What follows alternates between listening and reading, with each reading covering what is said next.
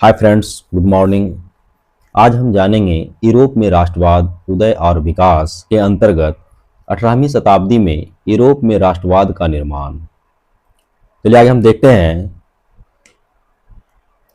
कहा गया है कि 18वीं शताब्दी के मध्य में यूरोप में एकीकृत राष्ट्र नहीं थे। वे विभिन्न छोटे छोटे स्वायत्त और अर्ध स्वायत्त राजनीतिक इकाइयों में बटे हुए थे, जैसे राजशाही, डची, कैंटन इत्यादि। आगे हम देखते हैं कि पूर्वी और मध्य यूरोप में निरंकुश राजशाही के नियंत्रण में था। पूर्वी और मध्य यूरोप जो था निरंकुश राजशाही के नियंत्रण में था। इन राजतंत्रों में विभिन्न भाषा भाषी और प्रजातीय लोग निवास करते थे। इनकी संस्कृति और भाषा भी एक नहीं थी। इनकी संस्कृति और भाषा भी एक नहीं थी। इसीलिए इनकी समुदाय की पहचान नहीं हो पाती थी इसकी समुदाय की। ऑस्ट्रिया और हंगरी जो था हैब्सबर्ग साम्राज्य के अंतर्गत था। ऑस्ट्रिया और हंगरी हैब्सबर्ग साम्राज्य के अंतर्गत था। हैब्सबर्ग साम्राज्य के अंतर्गत था। साम्राज्य में अलग अलग क्षेत्र प्रजाति के लोग निवास करते थे। इस साम्राज्य में टिरोल, ऑस्ट्रिया, सुडेटनलैंड और बोहेमिया सम्मिलित थे। यहाँ के कुलीन वर्ग के लोग जर्मन भाषी थे। लोम्बार्डी और वेनेशिया भी इसी साम्राज्य में थे, परंतु यहाँ इतालवी भाषा बोली जाती थी। लोम्बार्डी और वेनेशिया में कौन सी भाषा बोली जाती थी? तो इतालवी भाषा बोली जाती थी। हंगरी की आधी आबादी मैग्यार भाषा बोलती थी और शेष आबादी जो है अन्य प्रकार की बोलियां बोलते थे। आगे हम देखेंगे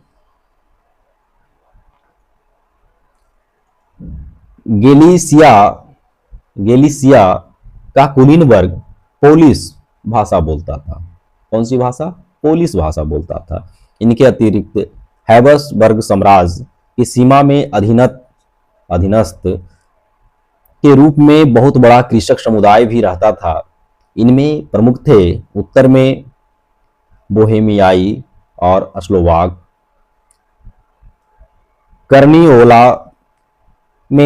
कर्निओला में स्लोवेनस, दक्षिण में क्रोएट और पूर्व में ट्रांसिल्वेनिया में रहने वाला रावमन था। ठीक है। इन विभिन्न वर्गों को सिर्फ सम्राट के प्रति निष्ठा ही एक सूत्र में बांधे हुए थी, अन्यथा भाषा और प्रजाति के लिहाज से एक दूसरे से अलग थे।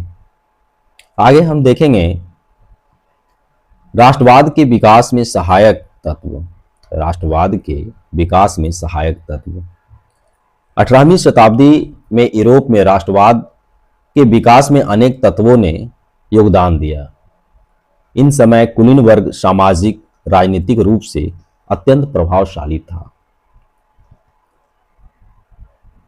जमीन का अधिकांश भाग इसके नियंत्रण में था, जिस पर कुलीन छोटे किसानों, काश्तकारों और भूदासों से खेती करवाते थे।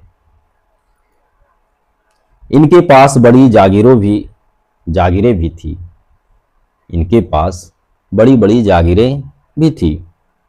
आगे हम देखेंगे कि कुलीन स्वयं शहरों में बड़ी बड़ी हवेलियों में रहते थे। कुलीन वर्ग के जो लोग थे वह स्वयं शहरों में बड़ी बड़ी हवेलियों में रहते थे और अपने मातहतों से ग्रामीण क्षेत्र में कृषि करवाते थे। जनसंख्या के दृष्टिकोण से यह छोटा वर्ग था। क्या था? छोटा वर्ग था। जनसंख्या के दृष्टि से कुलीन वर्ग जो थे वह छोटे थे। इनकी आबादी कम हुआ करती थी। अधिक संख्या किसानों की थी, परंतु कुलीन वर्ग का प्रभाव बहुत अधिक था। इसकी विशिष्ट जीवन शैली थी जो क्षेत्रातीत थी। ये फ्रेंच भाषा बोलते थे। वैवाहिक संबंधों द्वारा कुलीन परिवार एक दूसरे से जुड़े हुए थे। आगे हम देखते हैं कि कुलीन वर्ग के अतिरिक्त मध्यम वर्ग भी इस समय प्रभावशाली था। 18वीं-19वीं शताब्दियों में औद्योगिकीकरण का प्रभाव व्यापार वाणिज्य के विकास पर भी पड़ा। औद्योगिक उत्पादन, नगरों के विकास, बाजारों के विस्तार से व्यापारी वर्ग का प्रभाव बढ़ा। नई आर्थिक व्यवस्था में नए सामाजिक वर्गों का उदय हुआ। ऐसे वर्गों में प्रमुख थे श्रमिक वर्ग और मध्यम वर्ग। मध्यम वर्ग का दायरा बड़ा था। इसके अंतर्गत उद्योगपति, पूंजीपति, व्यापारी, नौकरी पेशा लोग और अन्य व्यवसायी आते थे मध्यम वर्ग के अंतर्गत।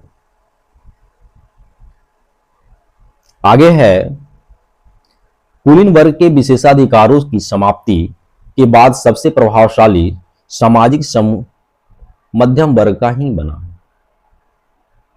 कुलीन वर्ग के विशेषाधिकारों की समाप्ति के बाद सबसे प्रभावशाली सामाजिक समूह में जो प्रभाव पड़ा वह मध्यम वर्ग का ही पड़ा, प्रभावशाली जो रहा सामाजिक वर्ग में वह मध्यम वर्ग का ही रहा। शिक्षित होने के कारण इस वर्ग में राष्ट्रवादी भावना का विकास अधिक हुआ। फ्रांस की क्रांति और आगे की क्रांतियों में भी मध्यम वर्ग की महत्वपूर्ण भूमिका थी। आगे हम देखते हैं रूमानीवाद। रूमानीवाद राष्ट्रवाद के विकास में रूमानीवाद का भी महत्वपूर्ण योगदान था। रूमानीवाद के अंतर्गत राष्ट्रवाद की भावना का विकास करने के लिए संस्कृत का सहारा लिया गया। अतः रूमानीवाद एक सांस्कृतिक आंदोलन बन गया। इसने एक विशिष्ट प्रकार के राष्ट्रवाद का प्रचार किया। कला, साहित्य, संगीत के माध्यम से राष्ट्रवादी भावनाओं को प्रकट करने का यह प्रयास किया। कौन? रूमानीवाद। रूमानीवादी पंडितपंथी नहीं थे। रूमानीवादी जो थे वह पंडितपंथी नहीं थे। उन लोगों ने भावनाओं, अंतर्दृष्टि और रहस्यवादी भावनाओं पर अधिक बल दिया। आगे है सामूहिक विरासत और संस्कृति को राष्ट्र का आधार बनाने का प्रयास किया। कौन? रूमानीवाद ने सामूहिक विरासत और संस्कृति को राष्ट्र का आधार बनाने का प्रयास किया। रूमानीवाद ने लोक कथाओं, भाषा और संगीत का सहारा लेकर जर्मनी और पोलैंड में राष्ट्रवाद को बढ़ावा दिया गया। चित्रकला में नारी को राष्ट्रवाद के प्रतीक के रूप में चित्रित किया गया। जैसे फ्रांस में मारियान और जर्मनी में जर्मेनिया। इसी के साथ 18वीं शताब्दी में पूर्व में राष्ट्रवाद का निर्माण समाप्त होता है। जय हिंद।